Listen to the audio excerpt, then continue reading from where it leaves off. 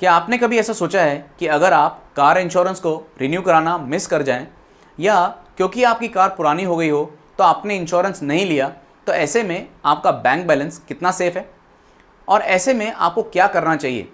तो ये वीडियो खास आपके लिए ही है। हाय, मेरा नाम गिरीश आसवानी है और इस यूट्यूब चैनल का प्राइमरी पर्पस यही है कि फाइनेंशियल सेक्टर से जुड़ी ऐसी बातों के बारे में इंफॉर्मेशन आप तक पहुंचाना जिससे आपके फाइनेंशियल डिसीजन और फाइनेंशियल रिजल्ट्स बेटर हो सकें। तो अगर आपने इस चैनल को अब तक सब्सक्राइब नहीं किया है तो आपके बेहतर फाइनेंशियल डिसीजंस और फाइनेंशियल रिजल्ट्स के लिए इस चैनल को ज़रूर सब्सक्राइब करिए। आइए अब जानते हैं कार इंश्योरेंस लेना ज़रूरी क्यों है। कुछ दिनों पहले मिस्टर शर्मा ने मुझे मिस्टर रॉय से इंट्रोड्यूस करवाया। वो सोसाइटी में रिसेंटली शिफ्ट हुए हैं। वो जॉब ट्रांसफ़र लेके बेंगलोर से शिफ्ट हुए हैं। बातों बातों में उन्होंने बताया कि वो अपनी कार इंश्योरेंस करवाना भूल गए हैं और समझ नहीं आ रहा कि क्या करें। क्योंकि वो सिटी में नए हैं तो वो चाह रहे थे कि मैं कुछ हेल्प करूं। कार का मॉडल, मेक, वेरिएंट और दूसरी डिटेल्स जानने के बाद हमारे सामने दो चॉइसेस थी। एक, या तो comprehensive type of car insurance और third party car insurance. Mister Roy ने सोचा शिफ्टिंग में बहुत खर्चा हुआ है तो थर्ड पार्टी कार इंश्योरेंस ठीक रहेगा, सस्ता पड़ेगा और जल्दी भी हो जाएगा। लेकिन ये डिसीजन से मिस्टर रॉय को शॉर्ट टर्म फ़ायदा तो हुआ लेकिन लॉन्ग टर्म रिस्क ले लिया था। मिस्टर रॉय को ये एक कॉस्टली इम्पैक्ट देने वाला था जिसका मिस्टर रॉय को अंदाज़ा नहीं था। क्योंकि थर्ड पार्टी कार इंश्योरेंस में सिर्फ थर्ड पार्टी मतलब किसी दूसरे को एक्सीडेंटली कोई फिजिकल इंजरी हो जाए या किसी दूसरे के व्हीकल को डैमेजेस या फिर किसी और की प्रॉपर्टी को डैमेजेस हो जाए या death of any third party cover होती हैं, लेकिन खुद की कार ओनर्स डैमेजेस कवर नहीं होते। मिस्टर रॉय ने थर्ड पार्टी कार इंश्योरेंस करवा तो लिया, लेकिन कुछ महीने बाद मिस्टर रॉय फैमिली वेकेशन से सिलवासा से लौट रहे थे। खाना खाने के लिए उन्होंने कार एक मिडवे पे रोक दी। खाना खा के जब वो बाहर आए तो कार पार्किंग में नहीं थी। उन्होंने कुछ देर पता लगाने की कोशिश की पर कुछ भी पता नहीं चला। वो अपने मन को समझा रहे थे कि कार मिल जाएगी, ऐसा नहीं हो सकता। उन्हें यकीन ही नहीं हो रहा था क्योंकि कुछ देर पहले ही तो वो अपनी कार से सिलवासा से लौट रहे थे। खैर, काफ़ी देर कार ढूंढने के बाद उन्होंने कैब बुक करी और घर लौटे।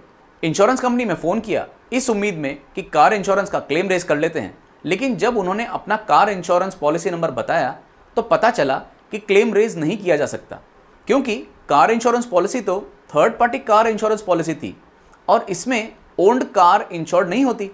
इस टाइप की पॉलिसी में तो थर्ड पार्टी मतलब किसी दूसरे को एक्सीडेंटली कोई फिजिकल इंजरीज हो जाए या किसी दूसरे के व्हीकल को डैमेजेस या फिर किसी और की प्रॉपर्टी को डैमेजेस हो जाए या death of any third party, लेकिन खुद की कार ओनर डैमेजेस कवर नहीं होते। तो थेफ्ट जो है वो थर्ड पार्टी डैमेज नहीं है। खुद की कार और खुद की कार के डैमेजेस कॉम्प्रिहेंसिव इंश्योरेंस पॉलिसी में कवर होते हैं, थर्ड पार्टी कार इंश्योरेंस में कवर नहीं होते। As per the motor vehicle act, अगर आप कार को रोड पे चलाना चाहते हैं तो कम से come third party car insurance करवाना मैंडेटरी होता है, लेकिन इसमें खुद की कार कवर नहीं होती। मिस्टर रॉय को अब अपनी गलती का एहसास होने लगा था कि थर्ड पार्टी कार इंश्योरेंस करवा के पैसे बचाए नहीं बल्कि वो बहुत बड़ा रिस्क अपने साथ लेके चल रहे थे। जब मुझसे मिले तो बता रहे थे कि कैसे उन्होंने थर्ड पार्टी कार इंश्योरेंस लेके खुद का 7 लाख का नुकसान करवा लिया। ऐसा आपके साथ ना हो इसीलिए ये ज़रूर समझ लीजिए कि थर्ड पार्टी कार इंश्योरेंस लेते वक्त आप किस टाइप का कार इंश्योरेंस सिलेक्ट कर रहे हैं। अगर आपकी कार बहुत पुरानी है, रूरल एरिया में या फार्म हाउस में चलाते हैं तो ठीक है, लेकिन अगर आपकी कार 15 साल से कम पुरानी है तो कॉम्प्रिहेंसिव कार इंश्योरेंस एक और ऑप्शन है। कॉम्प्रिहेंसिव कार इंश्योरेंस जिसमें थर्ड पार्टी लायबिलिटी तो कवर होती ही है, इसके अलावा खुद की car, accidental damage, theft, natural disaster, fire, falling objects और पर्सनल एक्सीडेंट भी कवर होता है।